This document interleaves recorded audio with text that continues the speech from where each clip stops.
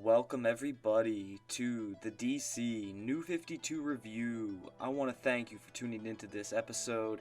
I am your host, Pauly DC, and let's get into another one of these things. Today, I will review Captain Atom Vol.1. It was titled Evolution, and it was written by JT Krul with art by Freddie Williams II, and the first 6 issues were released between November 2011 to April of 2012. The character was originally created for Charlton Comics in Space Adventures number 33, March 1960 by Joe Gill and Steve Ditko under the name Alan Atom, but later was reimagined for DC Comics in Captain Atom Volume 1, March 1987 by Cary Bates and Pat Broderick, when he became Nathaniel Atom. Yes, both their last names are homophones for their superhero names. Appropriate, sure. Creative, well... Now, with that said, his powers obviously are connected to physics and quantum mechanics, with him acquiring them in the very usual science experiment turned accident. He was ripped apart at the atomic level only to return with immense powers. And if there's any Watchmen fans tuning in, you will recognize this origin being very similar to that of Dr. Manhattan, who was inspired by our titular hero here. He started out as an Air Force pilot, and after gaining his abilities would become a member of the Justice League Europe, Justice League International, and leader of Extreme Justice. Oh, and can't forget about the Justice League Task Force either. Let's just get into this. Issue number 1 begins the story in Chicago with some usual higher being chatter about the human condition, survival, self-awareness, and such. This all commences as Captain Atom takes on an unnamed robotic foe, with us seeing that he can not only use energy blasts, but can also absorb all types of energy. Next, even to his surprise, a new transmutation ability develops, turning the robot into smoke and leaving a naked man behind. Kinda weird he was controlling his robot in the nude, but okay. Captain Atom heads to Kansas, where a place called the Continuum is visited, which is a word for something that's constantly moving but also goes through changes. And when there, he meets up with Dr. Renita Carter, plus her boss, quadriplegic Dr. Megala. No comment. Cap gives him a rundown of his new molecular transforming power, which also had parts of him disappearing and then reforming in the process, and as he's told this can have obvious lethal implications, Renita interrupts, saying a volcano has somehow erupted in New York. So, Atom zips off to check it out, first having to neutralize a nuclear plant's reactors due to the seismic activity caused from a volcano erecting in Manhattan. Sorta like that movie called Volcano with Tommy Lee Jones, but if you've never seen it, I believe you.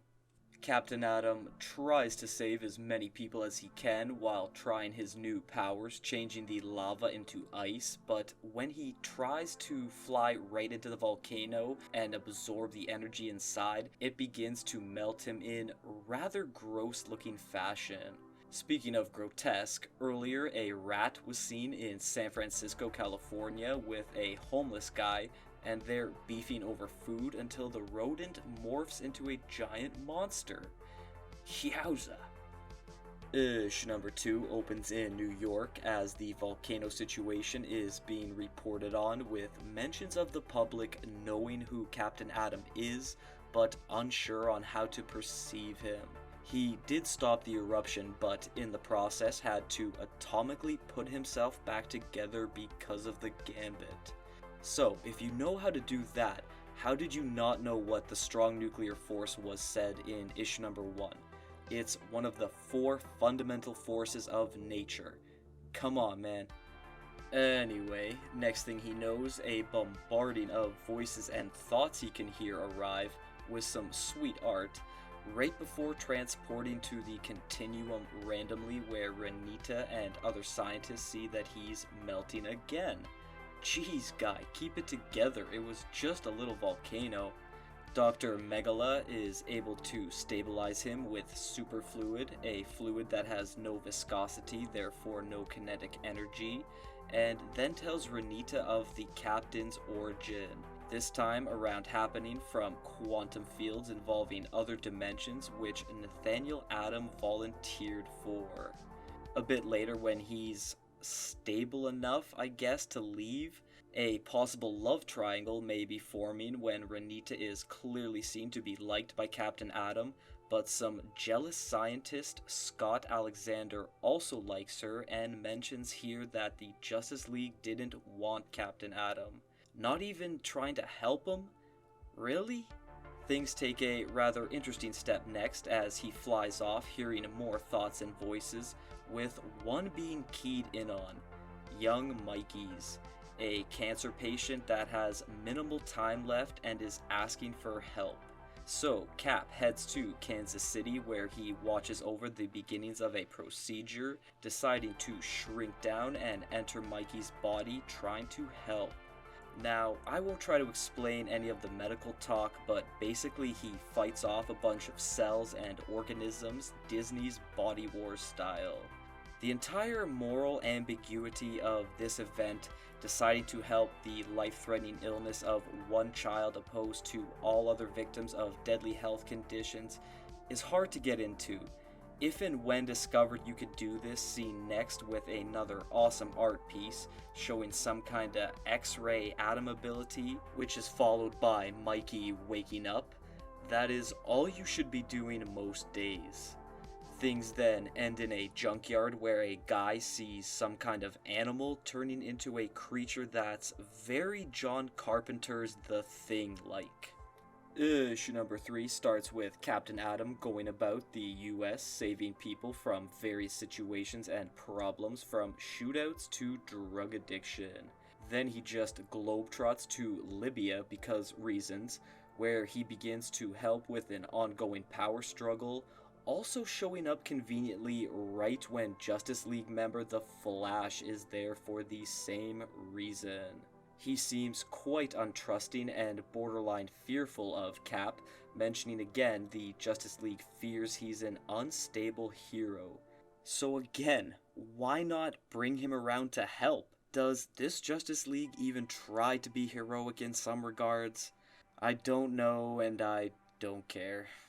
The rest of the issue continues as a team-up with both heroes showing off their powers while assisting in the conflict, and Flash warming up to Captain Atom a bit, but things then become quickly uneasy again when Cappy senses an energy spike in a nearby base, where someone has just casually set off a nuclear weapon. Why in the would you do that? The Flash tries to create a barrier perimeter while Cap tries to absorb the immense explosion, but it's too much, so he has to expel some of the energy, which creates a massive crater, practically scaring the piss out of the Flash. That scene then abruptly ends with Captain Atom next taking a decompressing walk in Oregon while being watched by something, and then returns to the continuum where earlier Scott, Renita, and Dr. Megala were seen tracking our titular hero, but now that he's back, Renita is waiting for him along with a biohazard squad led by General Wade Eileen. Issue number 4 first has the unknown thing that was watching Captain Atom in issue number 3 roaming around Washington, until approached by a cop where it turns into something much larger and foul in order to consume the officer. Finally, it then goes from the Thing to Steve McQueen's The Blob, when an entire diner full of people is targeted and consumed. Yikes. We're next reminded about how Nathaniel used to be in the Air Force with a flashback, and now that he's with Eileen, the General tries to pull rank on him, trying to establish control over Captain Atom. Yeah, I don't think that applies anymore. Wade Eileen was created in the Captain Atom first issue, March 1987, by Cary Bates and Pat Broderick. He and Mr. Adams have interesting history, with the most mention-worthy being when Eileen married Nate's widow Angela after he was hurled through time, with the General even raising his two kids, Peggy and Randy. Mamma mia. As the two walk through a military base, there's a mention of the third shot, the name dubbed for nuclear bomb number 3, unused in World War II, and then classic patriotic. Eileen looks at Cap as nothing more than a weapon and wants him for good old America only. Who would have thought? Thankfully, Captain Atom knows that no one country should have rights to him, so instead of trying more sensible avenues, Eileen tries to trap and capture him. Who would have thought?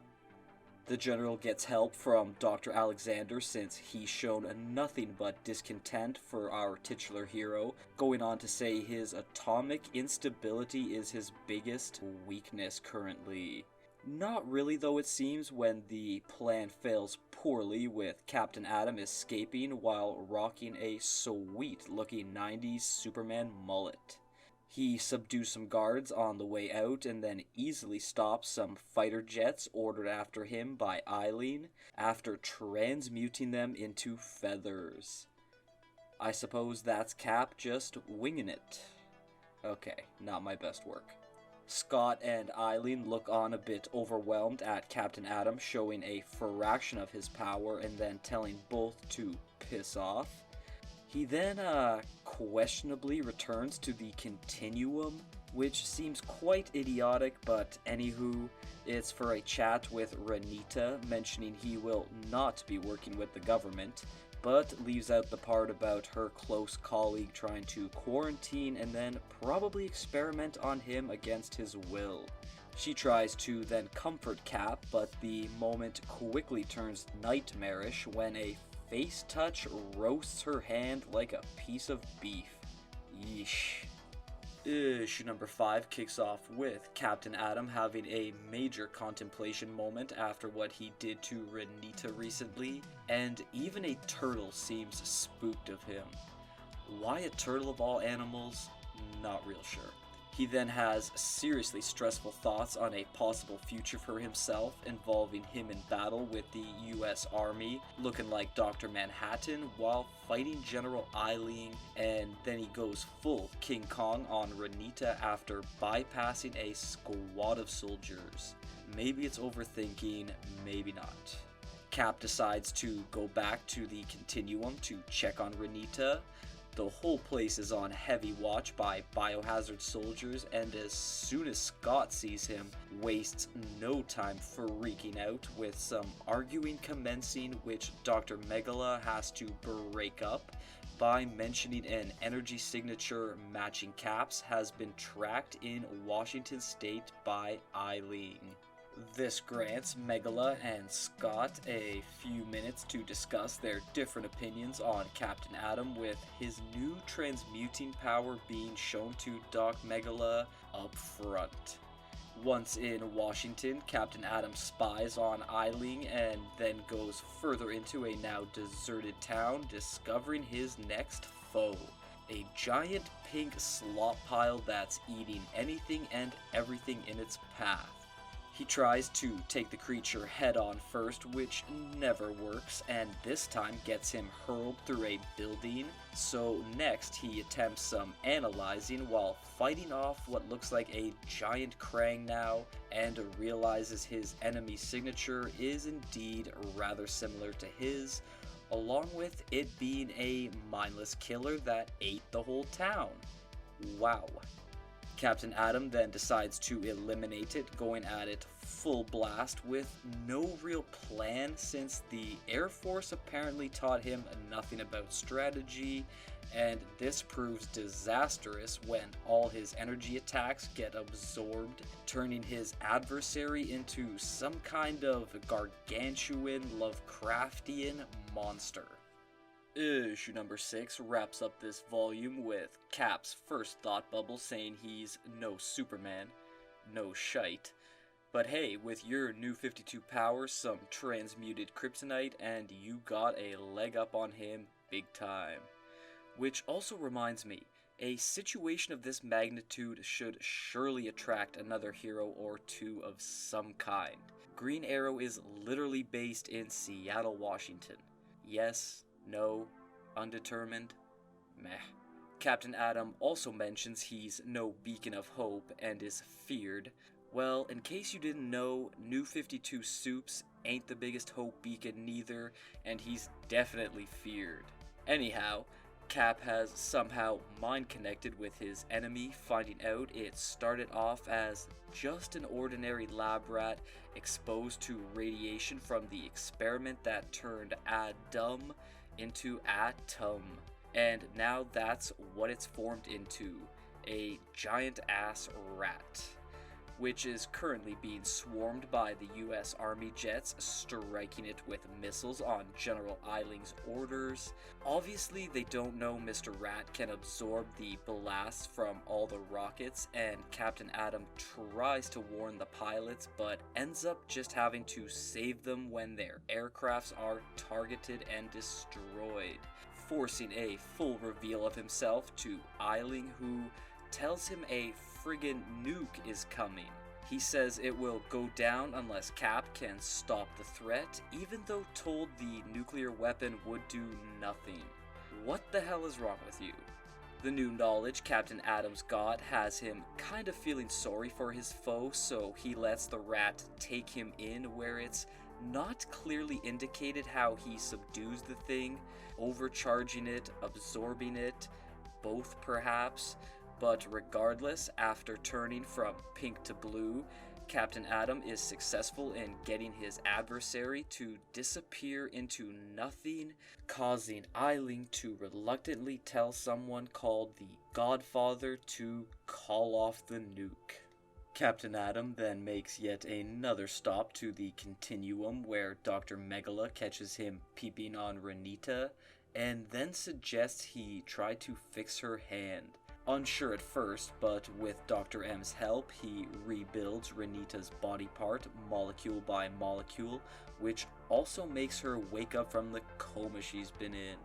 Rejoiced to see him, sure, but instead of the reaction Cap wanted, she has little to say to him right as Scott comes barging in ready to rant, but Renita stops him by showing off the new hand, totally gravitating his way.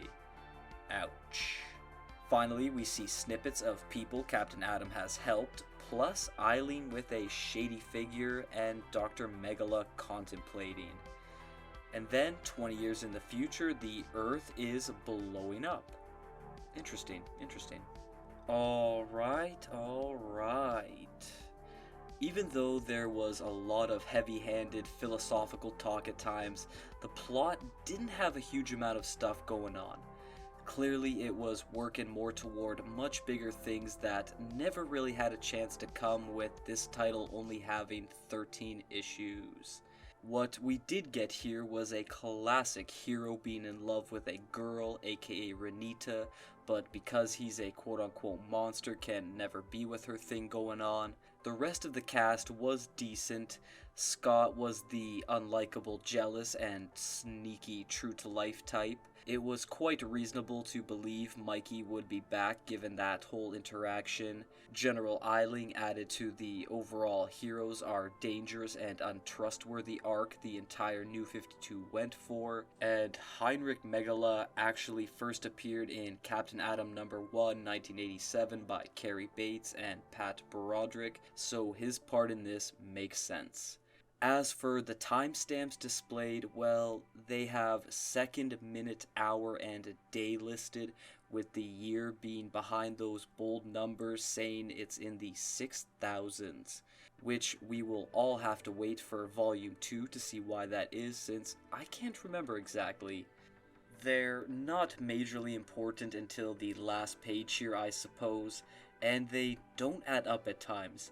Like in issue number 4, Cap speaks with Eiling on day 260, which should be September 17th, but in the same issue he's speaking with Renita and it says day 251, which is September 7th. and this is not a flashback. Maybe just a typo meant to say 261, I'm not sure. I'll finish these plot comments by saying that Captain Atom would have done better in a team book, perhaps some Justice League rejects, throw in Plastic Man, Aztec, Crimson Fox, Obsidian, a couple others who also didn't make the New 52 event, and build on them.